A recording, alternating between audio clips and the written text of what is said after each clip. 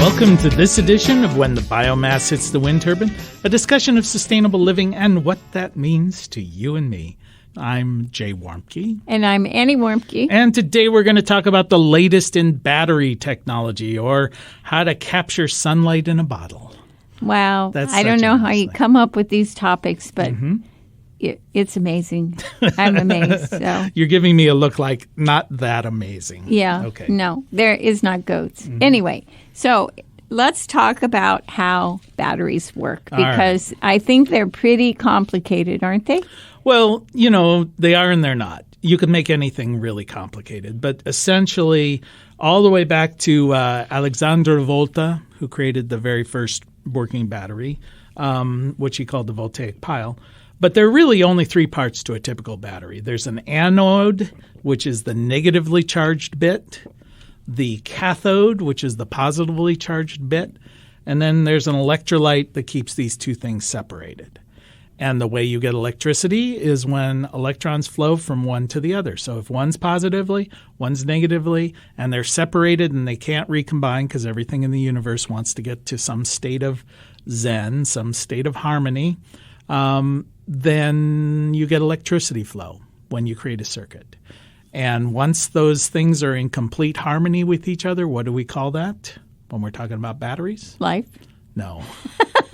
A dead battery. A dead battery. A dead battery, right? So a dead battery is basically well, it could be life. Well, eventually we're in that same state. That's right. But this is basically how batteries work. So you have an imbalance of charge and something separating them so they can only combine by some sort of circuit. And it seems to me like batteries haven't really changed all that much since they were invented. So what are some of the issues about batteries and how we use them? And well, the very first batteries, of course, even like the potato batteries you made in grade school or whatever, a lot of those things, the lead-acid battery has become sort of the standard. They've been around forever. But in recent years, we're seeing more and more of our products, more and more of our technology relying on lithium-ion batteries. And conceptually, it's difference? the same. Well, the way they're made, the way they function.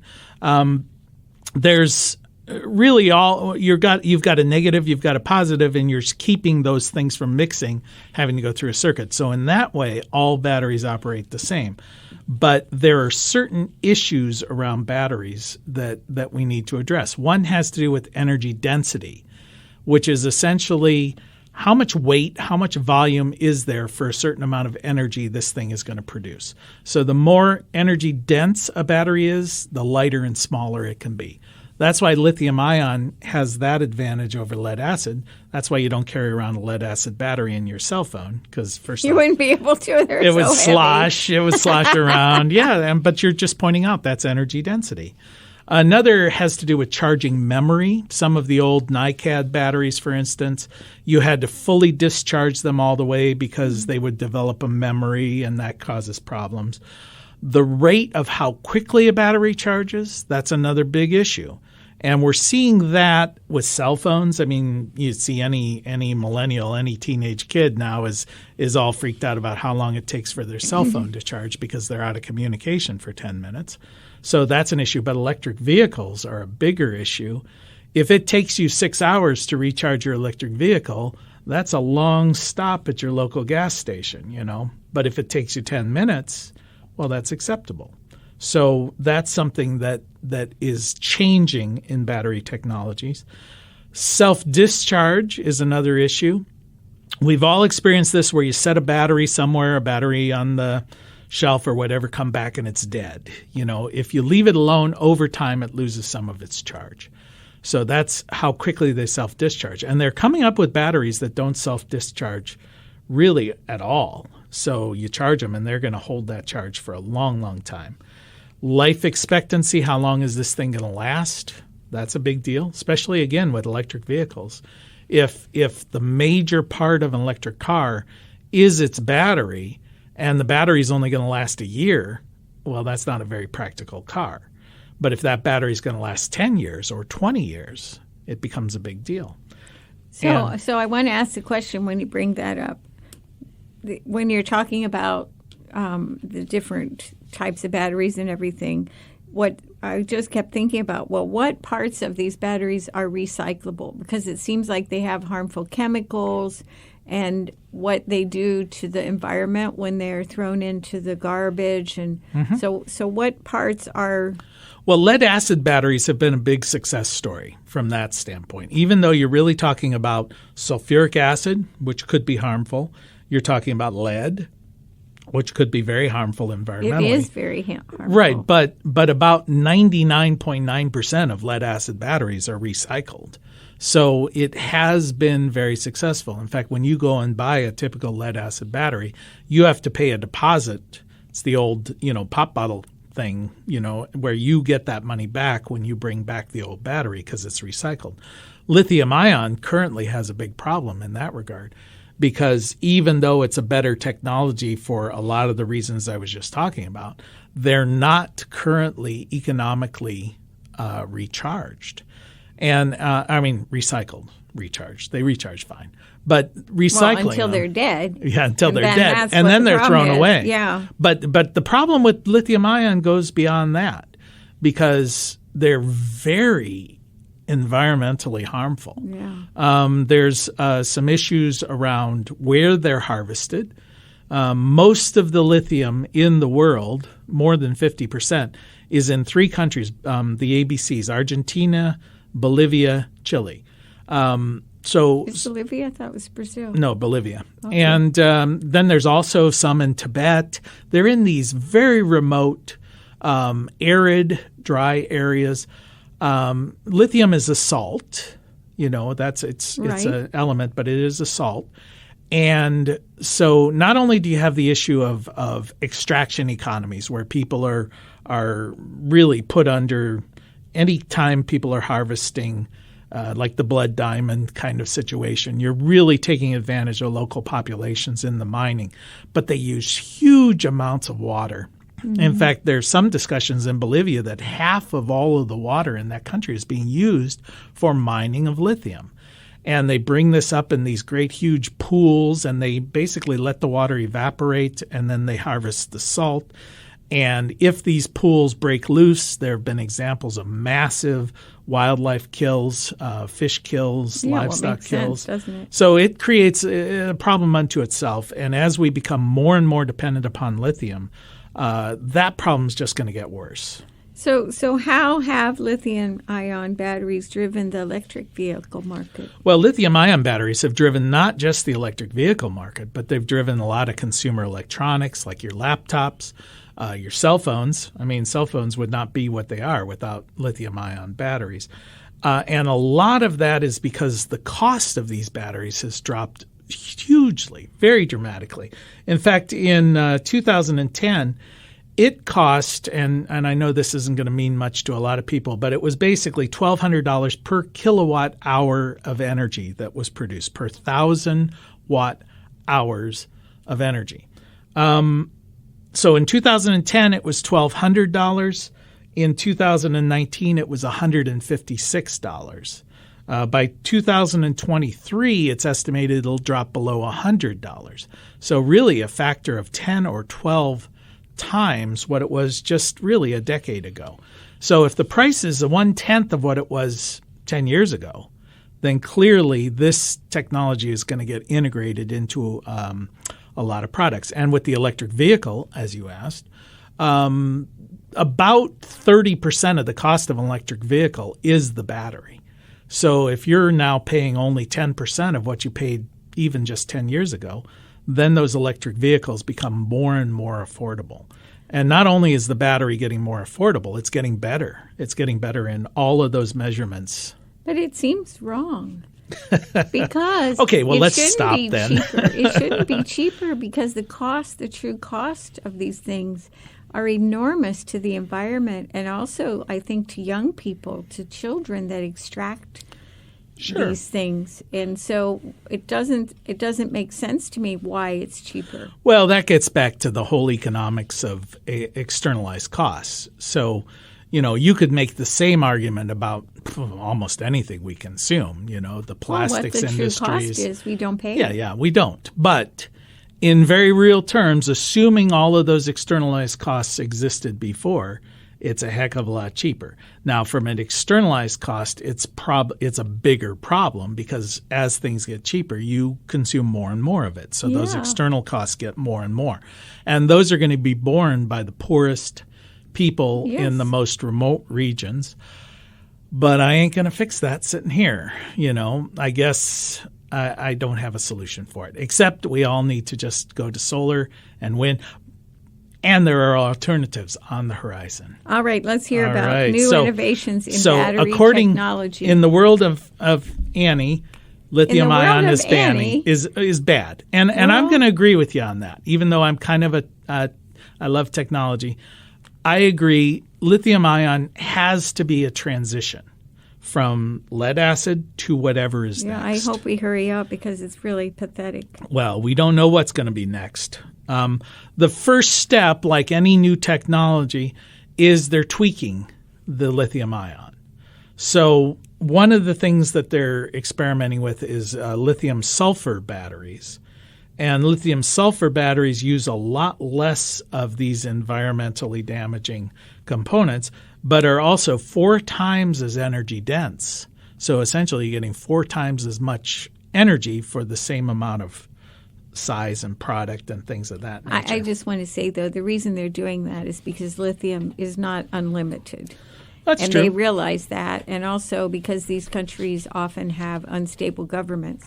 So they're being forced to look other places. They're not doing it because it's bad, the external costs. Well, I think they're looking at it and saying, I can make more money with this new technology. Yeah, of course. So, I mean, that's not terrible. I mean, if the end result and the promise of lithium sulfur is that you will get 620 miles to a battery charge on your vehicle, well, that gets past that whole range anxiety issue that has been limiting electric vehicles, where you worry that I charge it up, but I can only go 50 miles. Well, I don't want to have to recharge my battery every 50 miles. That's not so good.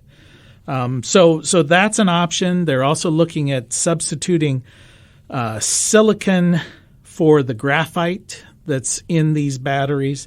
That is supposedly giving them 3 times the performance of the battery. So that's not going to solve your problem, which is, the externalized costs. Ruining the earth with it. But it's going to solve the problem of the person with a cell phone that hates having to recharge it all the time. So now you're going to have batteries that last like 5 days, cell phones that last 5 days on a single charge. I mean, how is that not a better world? Right?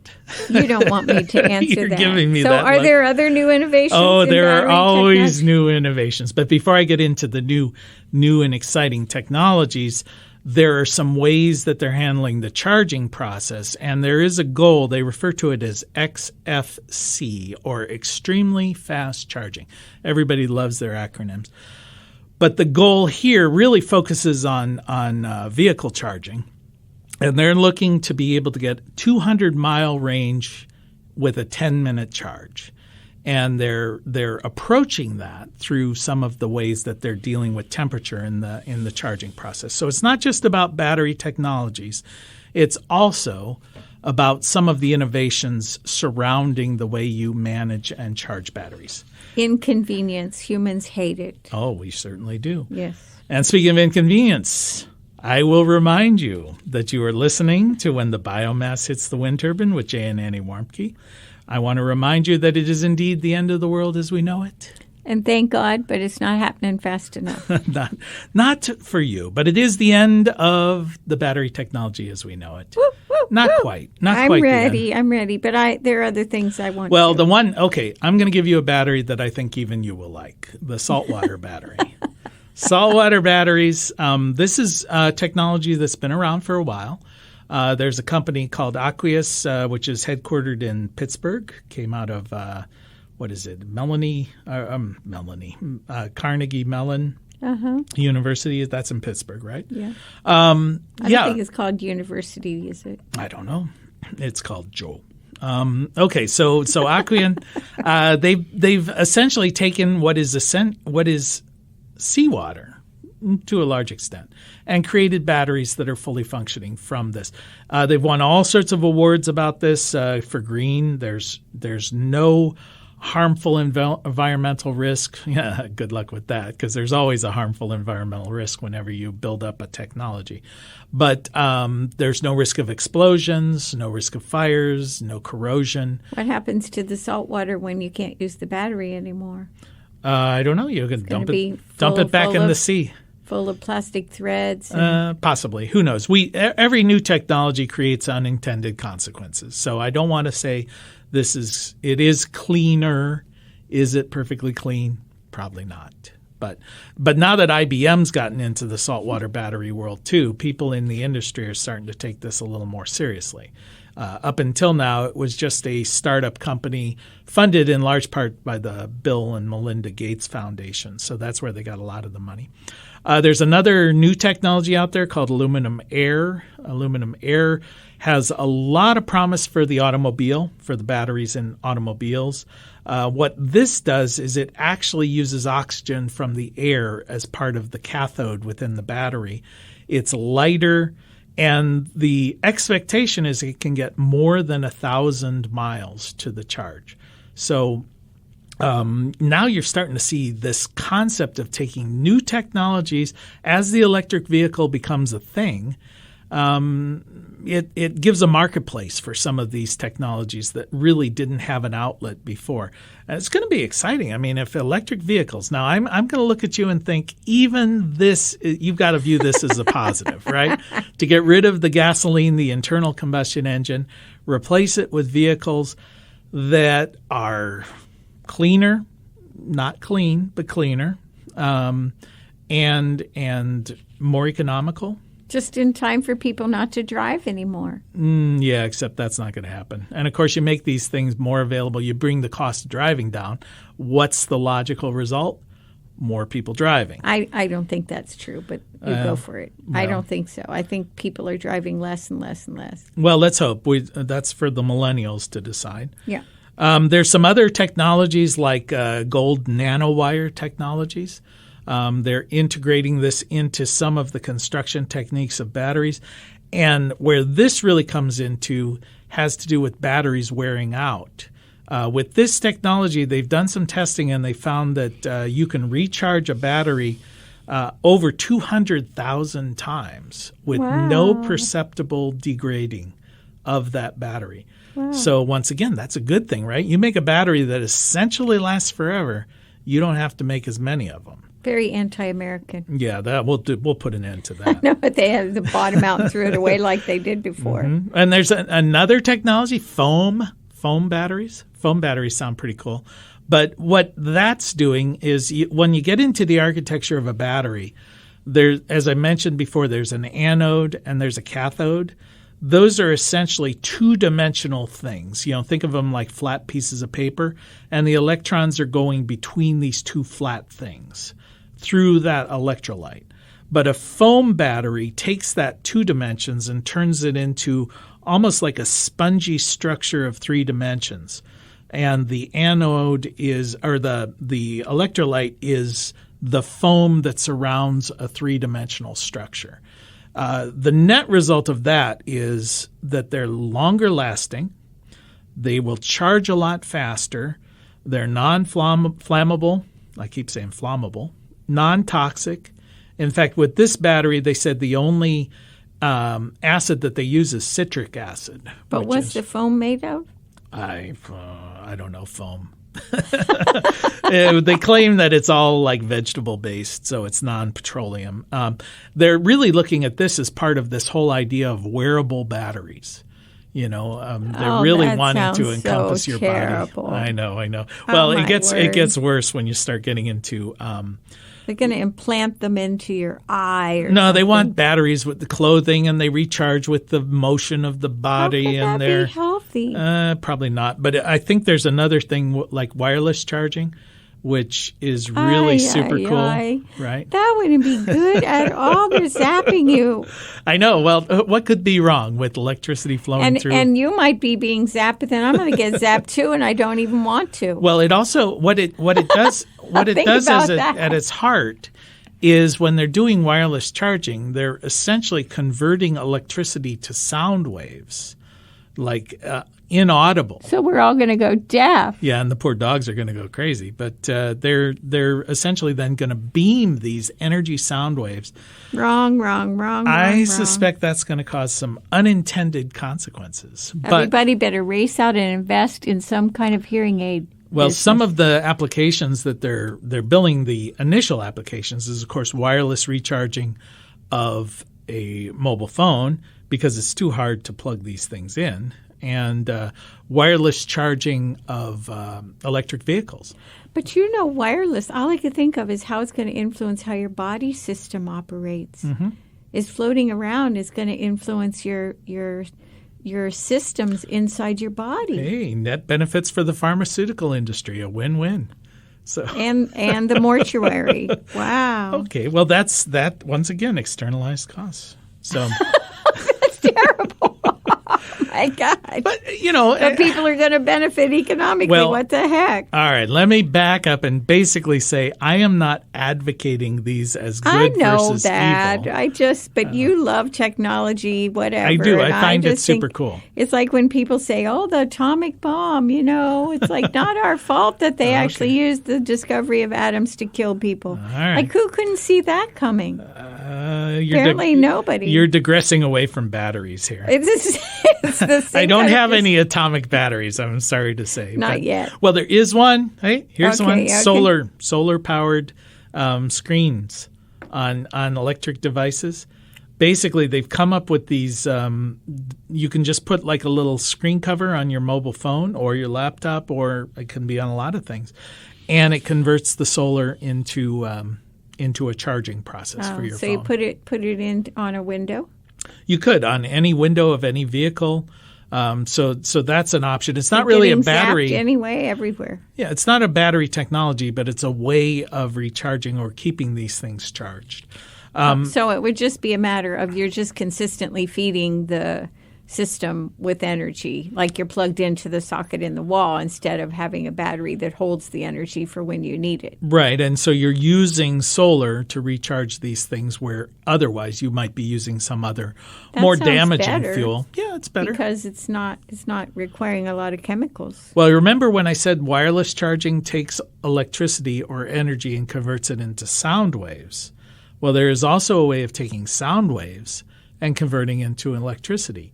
And there is some experiments where people speaking on a mobile phone will actually recharge that mobile phone.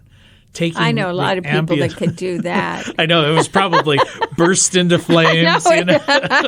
Whoa, slow down. Your battery's overheating. Stop those cuss words. So now another thing that we're moving into is the world of organic batteries. So you're getting away from some of these more acid-based or salt-based batteries into this world of organic compounds. What's that mean, organic compounds? Well, they're more, I guess, carbon-based would be an example. But the one that everybody loves, and this one's funded again by Bill and Melinda Gates Foundation, is urine-powered batteries. Oh, there's a lot of people full of urine. Right. Well, you can claim the Gates Foundation. That's. But this is kind of a cute idea. Cute. Well, but you're taking waste products and turning them into energy, which is not a new thing. We've been talking about that forever and saying, why aren't we doing more of it? Right, so good for them. Well done. So that's once, now the question with any technology is just because you can do a thing, are you going to do that thing? Not necessarily should you, but is the alternative cheaper, better, more efficient, all of that? Okay, we can make a battery out of urine. There might be applications for that. Like, I don't know. Everybody pees into a bucket, then it gets sanitized, and we're full of... This is not the direction I was hoping this particular discussion I like this idea. All right. Now, another thing that's taking up a lot of discussion in this field has to do with solid state versus liquid electrolytes. And I know that doesn't sound all that, interesting, sexy. It's not like urine. I didn't know urine was sexy, but okay, you go for it. I won't even get into a political discussion around that. But So solid state has a lot of advantages. If you think about one of the issues with batteries is that they sometimes explode, they sometimes catch on fire. Well, now you've got a solid unit, so there is no danger of that. So it can't escape. Yeah, well, there's not going to be any leaking. There's not going to be any of those consequences. But it would last forever. It might. It might. Should, if that's what they're going to do. I would think. I would think that would be an inherent advantage. Now, so far we've been talking about small consumer and automobile type batteries, but when you talk about solar and wind, which we've talked about on this program before, if you wanted a battery that would work on a city level or larger, campus levels, things of that nature, then you begin to look at batteries that have to be constructed differently. And the one that's holding a lot of promise are referred to as flow batteries. So the downside on wind and solar, people will always say the sun doesn't always shine, the wind doesn't always blow. If you can store that energy when it's available and use it later, we can begin to moving as a nation, as a world, to a renewable energy-based system. But the battery technology has been the big holdup. Most energy at that level is stored in the form of water, where you move the water to a higher level, then you drop it down using gravity through turbines, and you generate energy later when the sun's not shining, wind's not blowing. So these flow batteries are kind of like that, where you have two different tanks of liquid, and these two tanks of liquids, one's positively charged, one's negatively charged. And through the magical process of renewable energy, at one part during this, when you're creating that imbalance, later the electrons will flow the opposite direction. Now, I know I'm not explaining this very well, and I don't mean to explain it totally well, but the big difference here is the bigger the tank, the bigger the battery.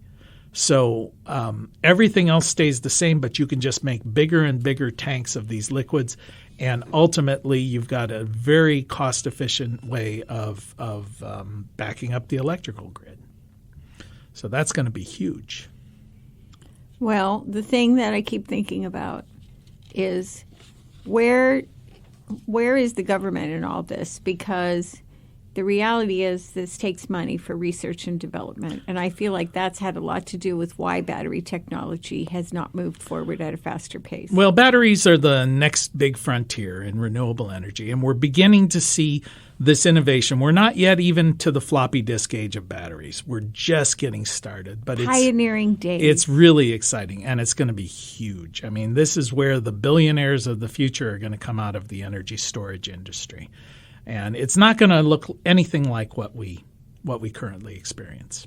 Well, I hope they do better with the environment. All right. Well, you've been listening to When the Biomass Hits the Wind Turbine with Jay and Annie Warmke.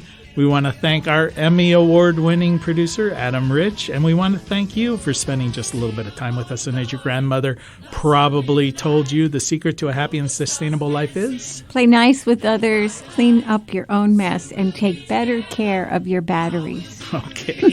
Until next time. Bye-bye. We'll sing, and her children will be healed. Cause I see the morning glory blossom in the night. Know the stars dancing in the twilight. Soon we'll be together, all will be revealed. Mother Earth will sing, and her children will be healed.